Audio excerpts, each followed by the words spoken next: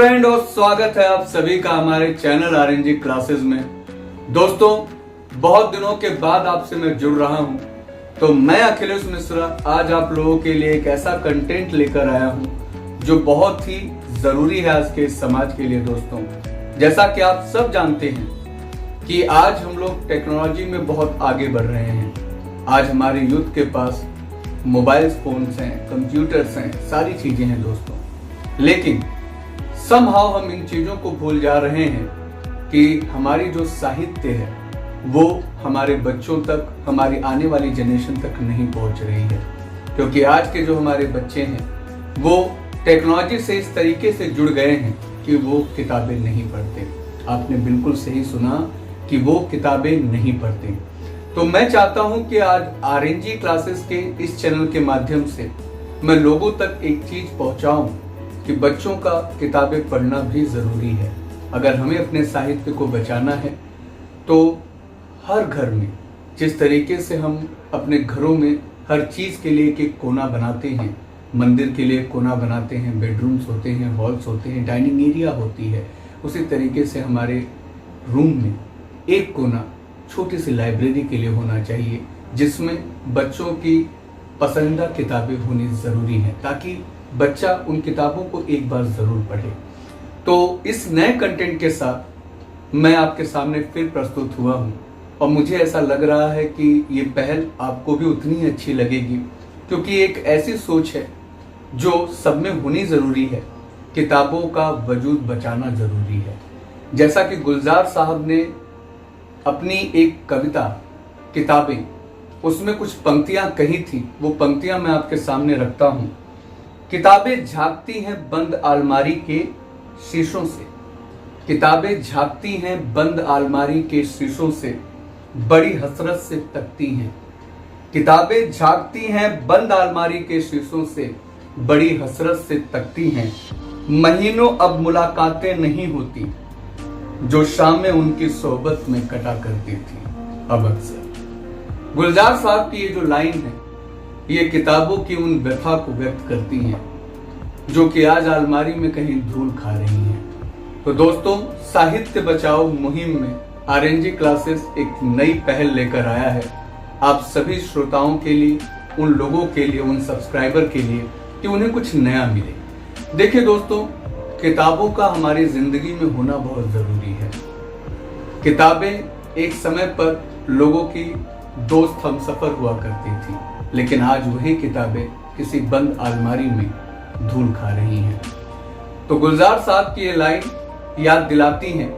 आज के इस टेक्नोलॉजी पर भी गुलजार साहब ने कुछ लाइनें लिखी थी अपने इस कविता में, उसको भी आपको पढ़कर सुनाता हूं कि गुजर जाती हैं कंप्यूटर के पर्दों पर, बड़ी बेचैन रहती हैं किताबें। गुजर जाती हैं कंप्यूटर के पर्दों पर, बड़ी बेचैन रहती हैं किताबें।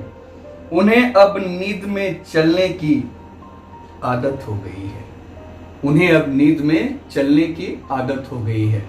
तो सोचिए कि टेक्नोलॉजी ने किताबों से हम लोगों को कितना दूर कर दिया है।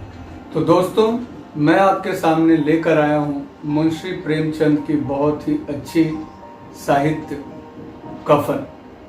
कफन मैंने इसलिए चुना क्योंकि इसमें काफी कुछ ऐसा है जो जिंदगी को बहुत हद तक जोड़ता है। तो दोस्तों, अगर आपको ये कहानी अच्छी लगे या आपको इस कहानी से रिलेटेड कोई भी विकल्प हमें देना है, तो आप जरूर कमेंट बॉक्स में अपनी राय दर्ज कीजिए। हम उसके अनुरूप अपना काम जरूर करेंगे। तो दोस्तों, शुरू करते हैं बिना किसी रुकावट के अपने इस अनोखी कहानी कफन को, जिसके साहित्यकार हैं मुंशी प्रेमचंद जी। झोपड़े के द्वार पर बाप और बेटा दोनों एक बुझे हुए अलाव के पास चुपचाप बैठे हुए हैं और अंदर बेटी की जवान बीवी बुधिया प्रसव वेदना से पछाड़ खा रही थी। रह रहकर उसके मुंह से दिल हिला देने वाली वो आवाजें निकलती थी कि दोनों अपना कलेजा थाम लेते थे।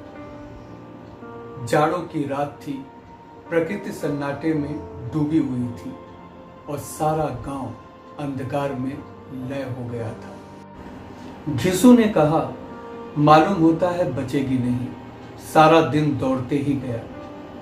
जा जरा देखकर तो आ। माधव चिढ़कर बोला, मरना ही है तो मर क्यों नहीं जाती, देखकर करूंगा क्या। तू बड़ा बेदर्द है बे। साल भर जिसके साथ सुख चैन से रहा, उसी के साथ इतनी बेवफाई। मुझसे तो उसका तड़पना और हाथ पांव पटकना देखा नहीं जा सकता। चमारों का कुनबा था और सारे गांव में बदनाम। घिसू एक दिन काम करता तो 3 दिन आराम। माधव इतना कामचोर था कि आधे घंटे काम करता और घंटे भर चीलम पीता, इसलिए उन्हें कहीं भी मजदूरी नहीं मिलती थी। घर में अगर मुट्ठी भर अनाज मौजूद हो तो उनके लिए काम करने की कसम थी। जब 2-4 फाके हो जाते, घिसू पेड़ पर चढ़कर लकड़ियां तोड़ लाता और माधव बाजार में उसे बेच आता। जब तक वे पैसे उनके पास रहते, वे इधर उधर मारे मारे फिरते, और जब फाके की नौबत आ जाती तो फिर लकड़ियां तोड़ते या मजदूरी की तलाश करते। गांव में काम की कमी न थी। किसानों का गांव था और मेहनत करने वालों के लिए 50 काम थे, मगर इन दोनों को लोग उसी वक्त बुलाते जब 2 आदमियों से एक का काम पाकर भी संतोष कर लेने के सिवा और कोई चारा न होता। विचित्र जीवन था इनका। घर में मिट्टी के 2-4 बर्तनों के सिवा कोई संपत्ति न थी। फटे चिथड़ों से अपनी नग्नता को ढके हुए जिए जाते थे। संसार की चिंताओं से मुक्त, कर्ज से लदे हुए, गालियां भी खाते, मार भी खाते, मगर कोई भी गम नहीं। दिन इतने कि वसूली की आशा न रहने पर भी लोग उन्हें कुछ न कुछ कर्ज दे देते थे। मटर आलू की फसल में दूसरों के खेतों से मटर या आलू उखाड़ लाते और भून भान कर खा लेते, या 10-5 ऊस उखाड़ लाते और रात को चूसते। घिसू ने आकाश वृत्त से 60 साल की उम्र काट दी और माधव भी सपूत बेटे की तरह बाप के ही पद चिन्हों पर चल रहा था, बल्कि उसका नाम और भी उजागर कर रहा था। इस वक्त भी दोनों अलाव के सामने बैठकर आलू भून रहे थे, जो कि किसी के खेत से खोद लाए थे। घिसू की स्त्री का बहुत दिन हुए देहांत हो गया था। माधव का ब्याह पिछले साल हुआ था। जब से यह औरत आई थी, उसने इस खानदान में व्यवस्था की नींव डाली थी। पिसाई करके या घास छिलकर वह सेर भर आटे का इंतजाम कर लेती थी।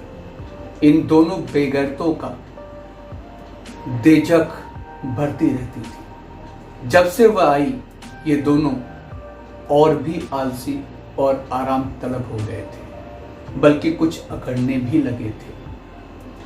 कोई कार्य करने को बुलाता तो निर्व्याज भाव से दुगनी मजदूरी मांगते। वही औरत आज प्रसव वेदना से मर रही थी और ये दोनों शायद इसी इंतजार में थे कि वह मर जाए तो आराम से सोए। घिसू ने आलू निकालकर छिलते हुए कहा, जाकर देख तो क्या दशा है उसकी। चुड़ैल का फिसाद होगा और क्या, यहाँ तो ओझा भी 1 रुपया मांगता है। तो दोस्तों, ये था कफन की कहानी का पहला भाग। दूसरे भाग के साथ मैं फिर आपको नेक्स्ट वीडियो में मिलूंगा, लेकिन मैं चाहता हूं कि आप इस कहानी को अंत तक सुनें और अपनी प्रतिक्रिया कमेंट बॉक्स में जरूर लिखें, ताकि हम और इंस्पायर हों और आपके लिए अच्छे अच्छे साहित्यकारों की और नई नई कहानियां लाएं। तो मैं अखिलेश मिश्रा आपसे लेता हूं विदा और मिलूंगा आपको कफन के दूसरे भाग में। तब तक के लिए आरएनजी क्लासेस के चैनल के साथ जुड़िए।